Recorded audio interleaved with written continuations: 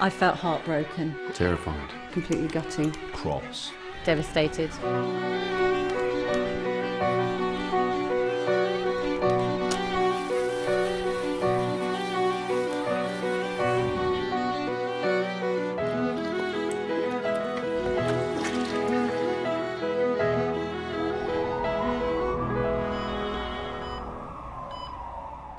I'm one of thousands of children who has a thing called type 1 diabetes. I didn't do anything to cause my type 1 and I didn't get it because I ate too much sugar.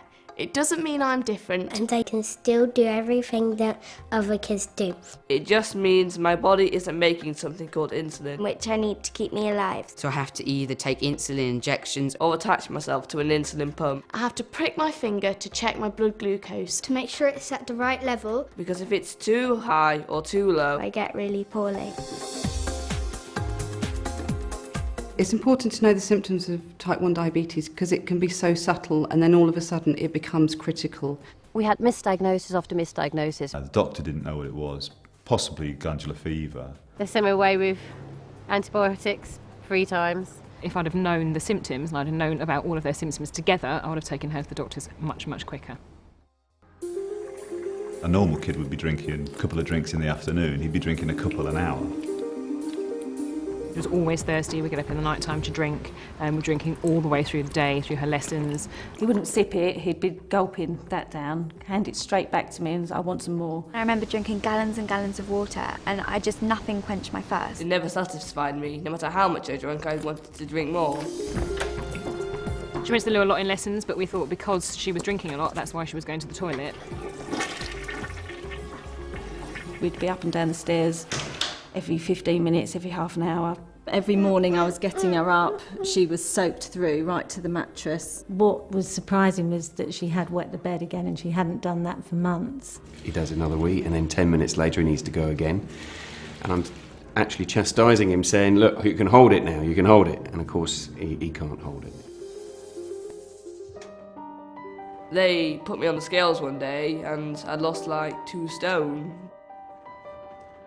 His shorts were falling to the ground. We had to tighten them up with a belt. He'd only just turned 3 and he was sort of back into 18 to 24-month clothes. At the end, he was losing £1 a day. He'd always had a bit of weight on him, a bit of meat on him.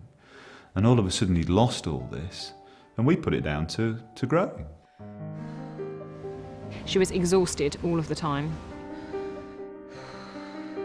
She was sleeping lots, so about 20 hours a day. And then even after she'd got up, having something to eat and wanting to go back to bed. You can sleep or relax, but you've never actually rested. My legs felt like lead, and as much as I slept, I'd wake up and I'd be so tired.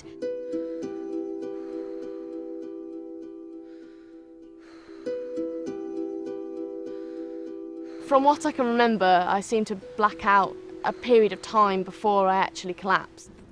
It's really important to know about the symptoms of type 1 diabetes because otherwise you could end up, well, dead.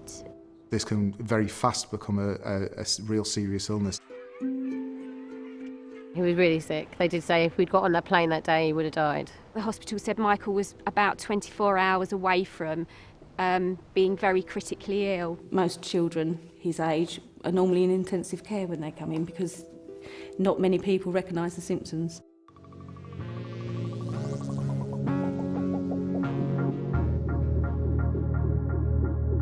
If your child is drinking a lot, if they're going to the toilet a lot, if they're really, really tired and lethargic, it can be type 1 diabetes. If you have any doubt at all, don't think that you're wasting GP's time, go and get them tested. Just ask for a blood test and then you will know. Be determined to get to the bottom of your concerns. Get them to the doctor, get them tested. It's a very simple test. If you don't, it could be very dangerous for them.